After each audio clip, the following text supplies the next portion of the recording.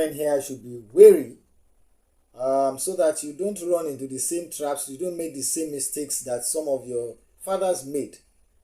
You see, when a lot of married women warn their husbands seriously about womanizing, they really don't understand that those women know what they are talking about. They understand what ills womanizing causes men via the women they womanize with. A lot of times, female males see it as fun, stepping out, all that. But there are dire consequences that has cost a lot of men either their lives, their fortunes, or anything that is good about them. And let me tell you, the worst that can happen to a man, that can destroy a man, is drug addiction. The next is womanizing. I must tell you that womanizing destroys a man.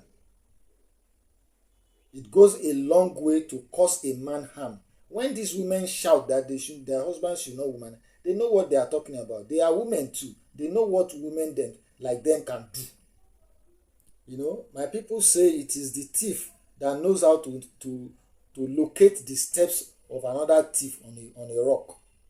It's just like that. A lot of things go wrong with men who womanize. A lot of things go wrong. And of course, growing up, you may not know, you may not understand, but when you get to a stage of life, you begin to see. You open your eyes very well and begin to see the ills of womanizing. You see the effects of womanizing. If you have been a practitioner, you see the effects even in your own life at a particular stage. You start seeing it. And of course, you see, the Bible also talks about it very seriously. The ills of womanizing, the earthly consequences of womanizing. Let's go to Proverbs chapter 9, verses 9 to 11.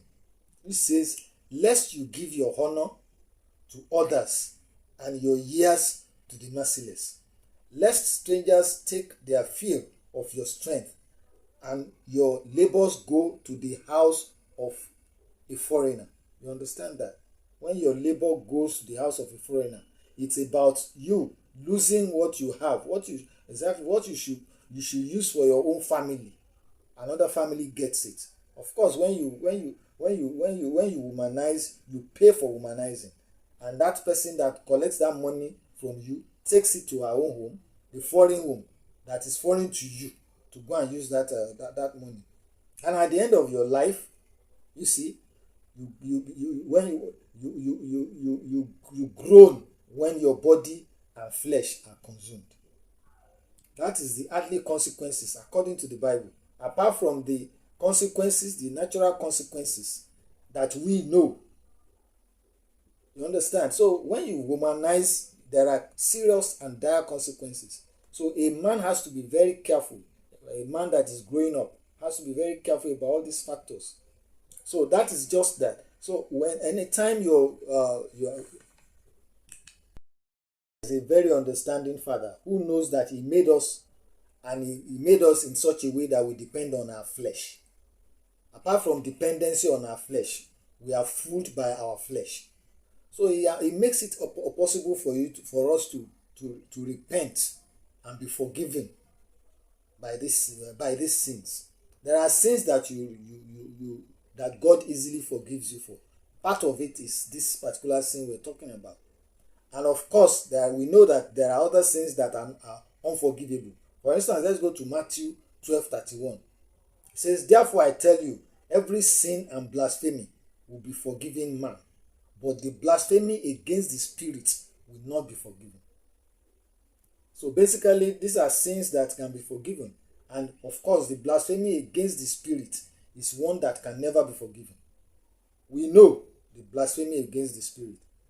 We know what it takes to blaspheme against the Spirit. So those are the sins that cannot be forgiven.